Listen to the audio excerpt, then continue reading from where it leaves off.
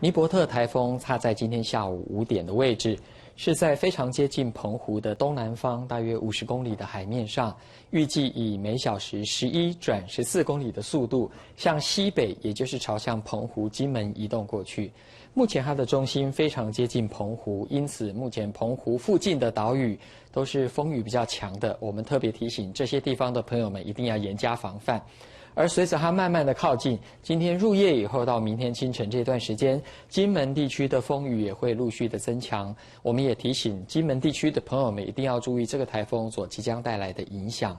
而从最新的雷达回波，我们可以看到，目前台风结构受到地形的破坏，因此它过去3小时的强度有略微再减弱一些。但是虽然目前各地的降雨稍微趋缓一些，不过雨带所经过的地方，像在屏东以及花莲，还是观测到了将近30毫米左右这样的时雨量。我们提醒大家，在台风完全离开之前，台风的云系还是有可能影响全台湾各地区，尤其是中南部地区跟东半部地区，这些地方还是要特别注意，可能会有瞬间比较大的雨势出现。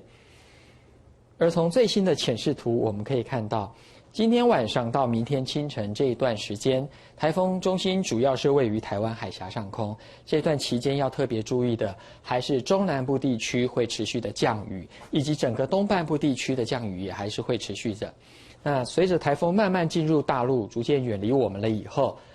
台湾大部分地区的降雨会趋缓，但是我们要特别提醒中南部地区，降雨还是有可能会持续，而且可能未来几天受到西南风的影响，中南部地区都容易有比较不稳定的天气发生，请特别注意。